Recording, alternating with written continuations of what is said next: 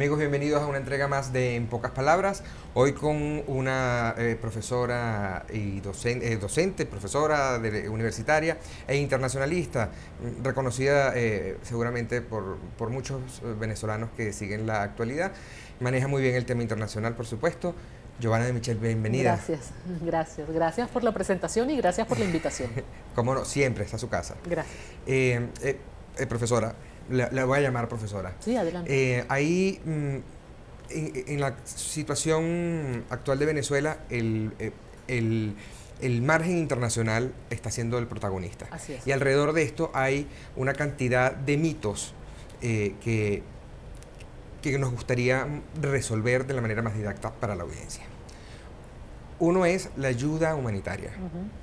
¿Qué se puede leer detrás, la jugada política detrás de esta ayuda humanitaria?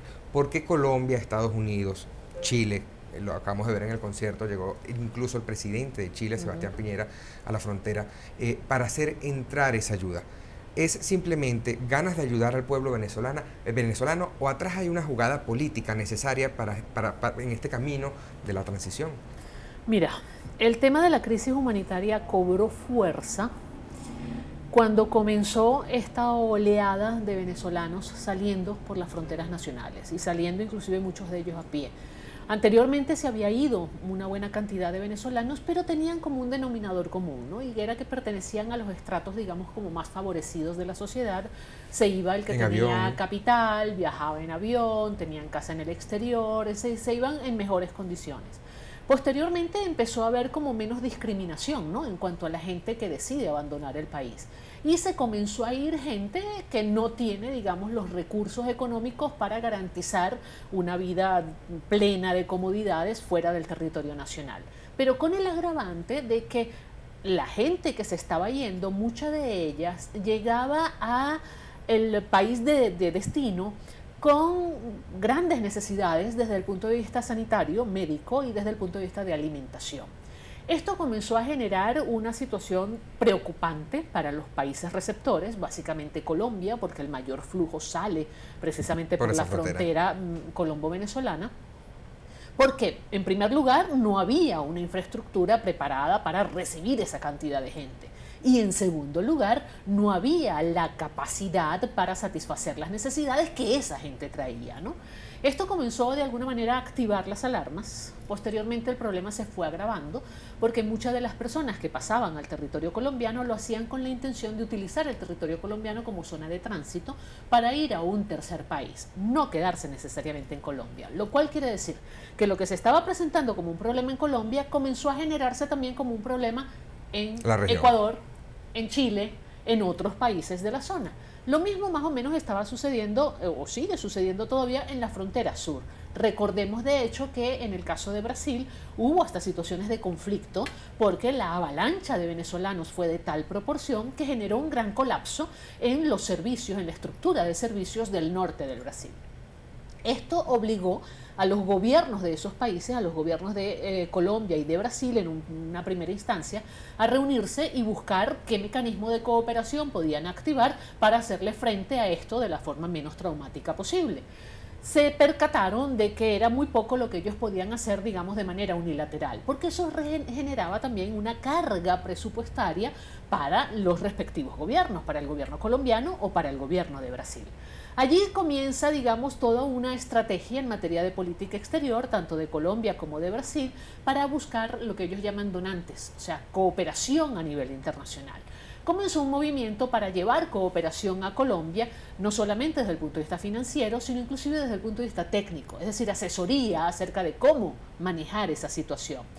Y se empezaron a involucrar organismos internacionales como la Organización Internacional para las Migraciones, el Alto Comisionado de Naciones Unidas para los Refugiados, el Alto Comisionado de Naciones Unidas para los Derechos Humanos. Es decir, empezó a ser un problema más global. Empezó a convertirse eso en un problema internacional, con el agravante de que se llegó a la conclusión, quienes estaban participando en la búsqueda de soluciones, de que lo que estaba generando el problema era la mala política que se estaba llevando a cabo en Venezuela, la mala política desde el punto de vista económico y la persecución a la disidencia.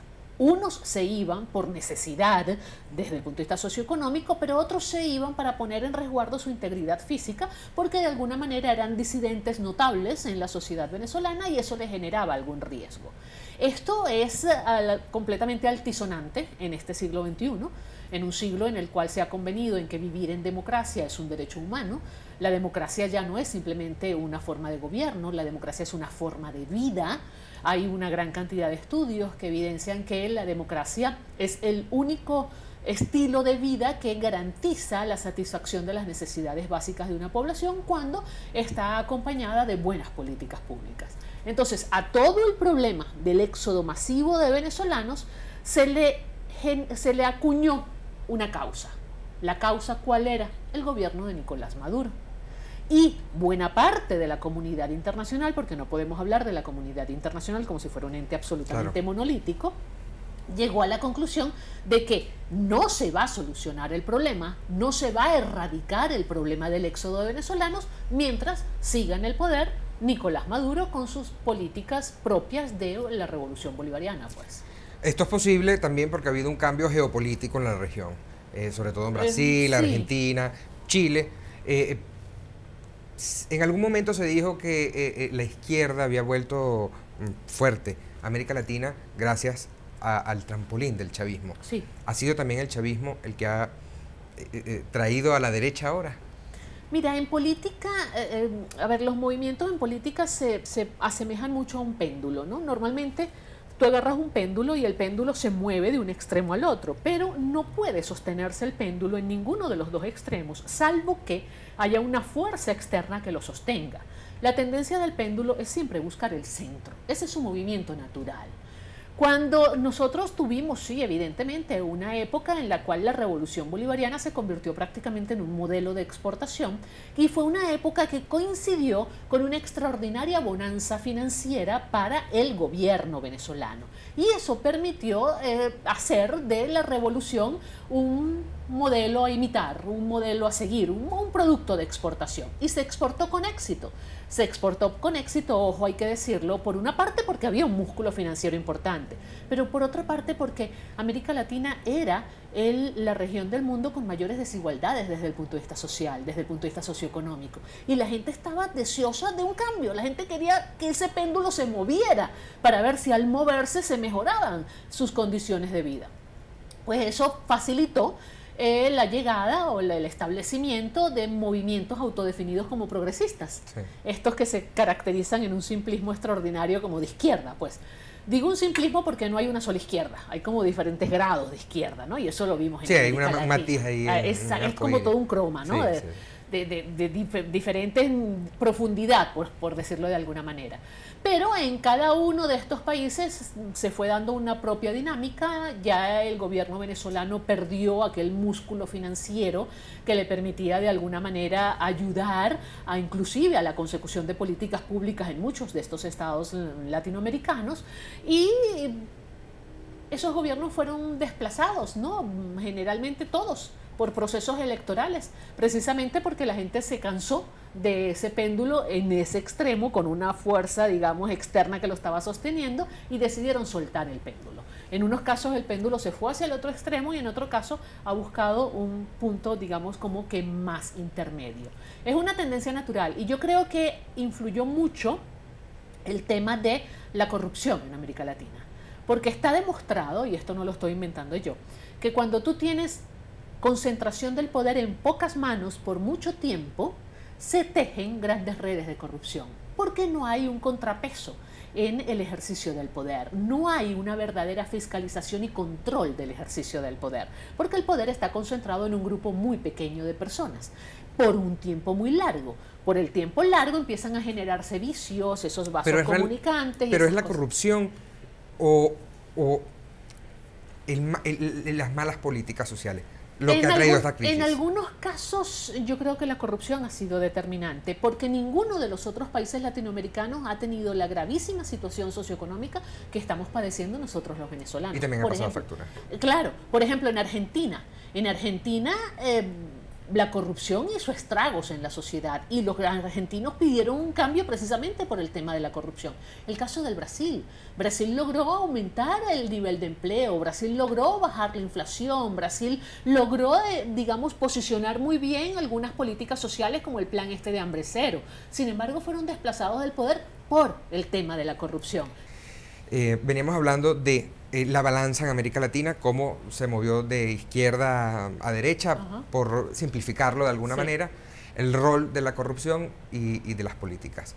Aseguraba que el tema tiene que ver más, por lo menos en la región, con la corrupción que con la ideología. Pero no parece ser el mismo caso de Venezuela. Sí. En Venezuela parece que nos importa muy poco los casos de corrupción. No se sienta la sociedad preocupada por si Rafael Ramírez es culpable o no, o si el señor Andrade es culpable o no. A lo mejor por la situación de crisis, el venezolano está más atento a lo pequeño, a la política social, si funciona o no funciona, y en base a eso se hace un poco el juicio hacia el gobierno, ¿no? Sí.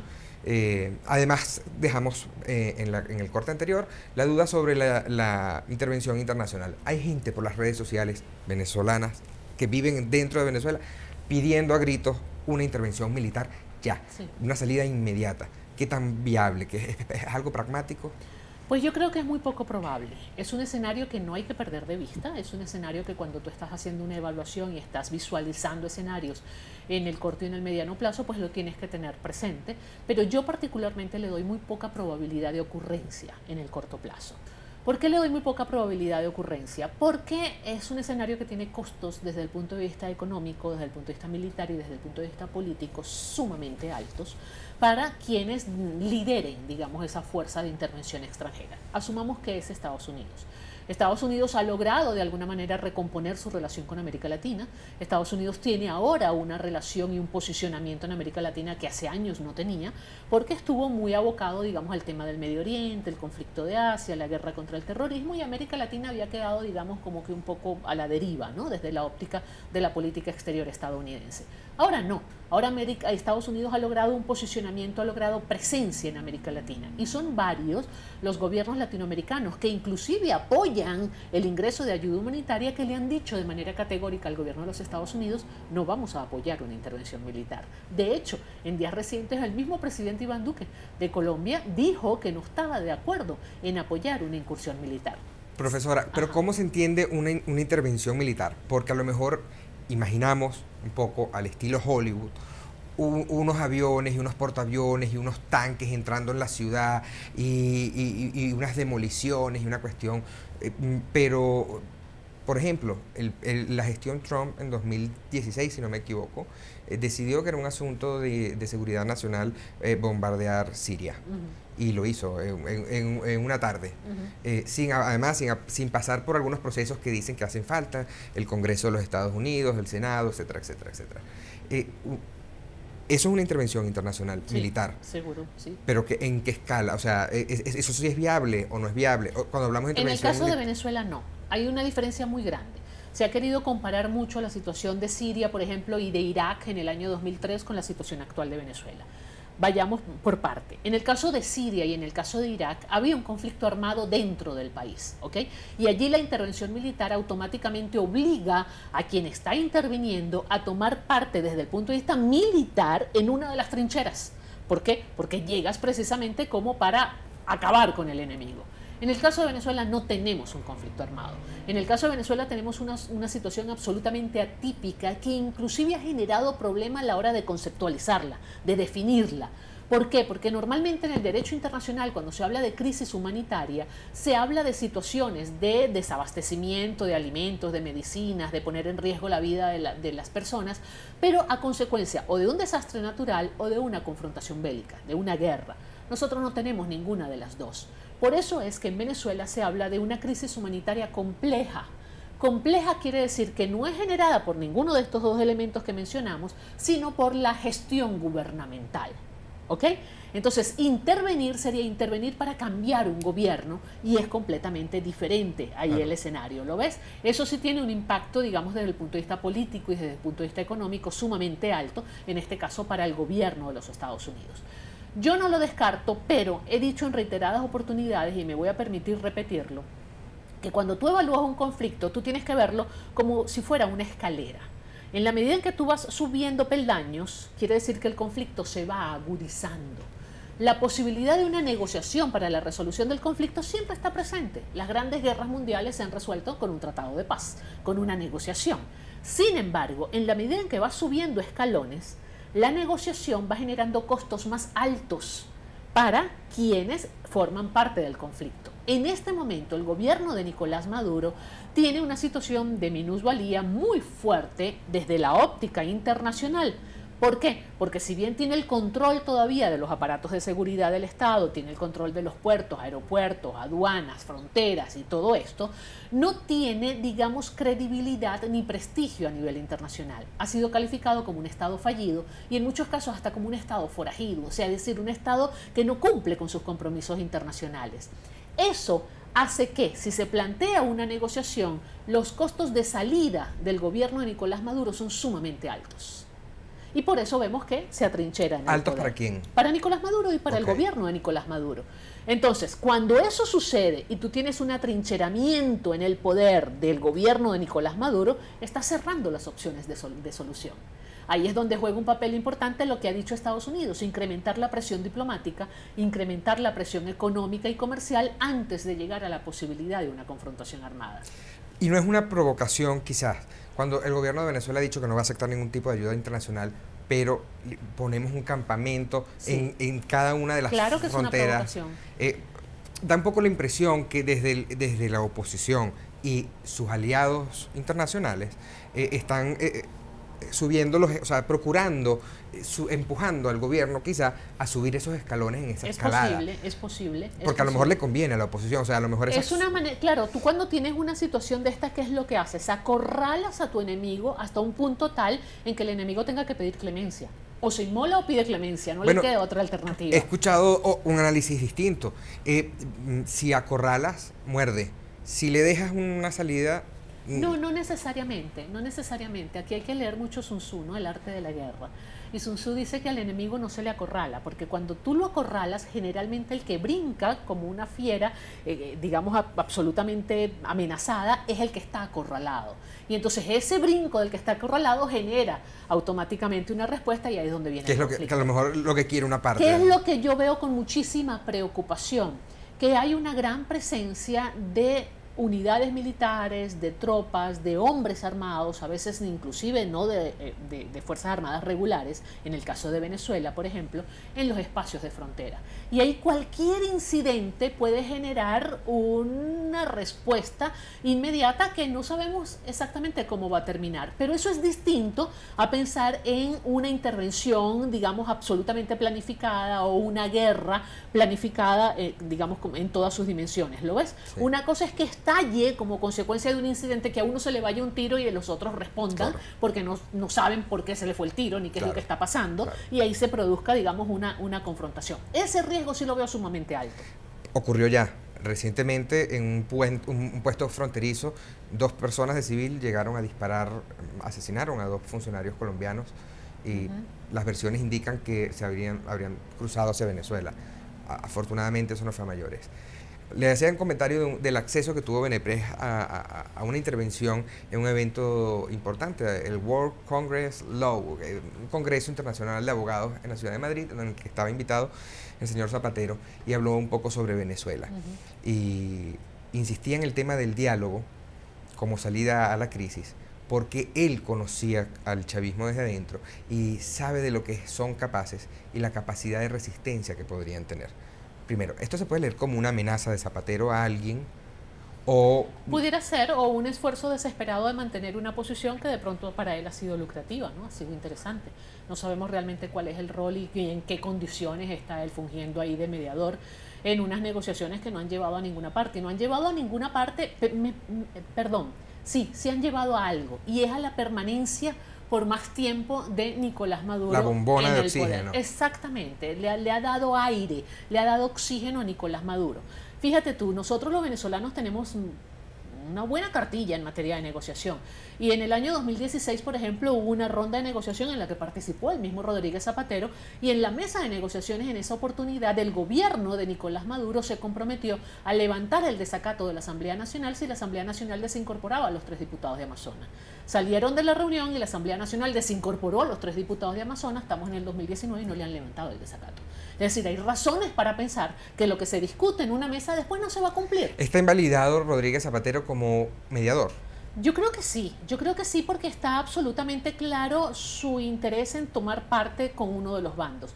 Un mediador tiene que ser, para que realmente sea efectivo, escogido por los dos bandos en conflicto. Digo dos porque un conflicto tiene mínimo 2 actores, puede haber más, pero en el caso particular de que sean 2 actores, son los 2 actores por consenso quienes deben escoger a un mediador. Eso nunca sucedió en el caso de Rodríguez Zapatero, él fue impuesto por el gobierno de Nicolás Maduro. Eso invalidaría también, por ejemplo, a la iniciativa de Montevideo, en la que Uruguay, México, que reconocen a una de las partes. Mira, yo creo que en este momento cualquier iniciativa de negociación y diálogo está automáticamente invalidada si no se define de antemano cuál es el propósito de la negociación. O sea, yo no me voy a sentar en una mesa a dialogar. Tenemos que estar de acuerdo que el fin es la salida o la permanencia. Exactamente, y es muy difícil plantear una negociación cuando uno de los actores lo que busca es permanecer en el poder y el otro actor lo que quiere es sacarlo del poder. Claro. Ya ahí no existe, digamos, posibilidad de un diálogo honesto, de un diálogo sincero entre las partes. Ha habido críticas potentes últimamente contra la actitud del Vaticano, y más que del Vaticano, de la figura del Papa.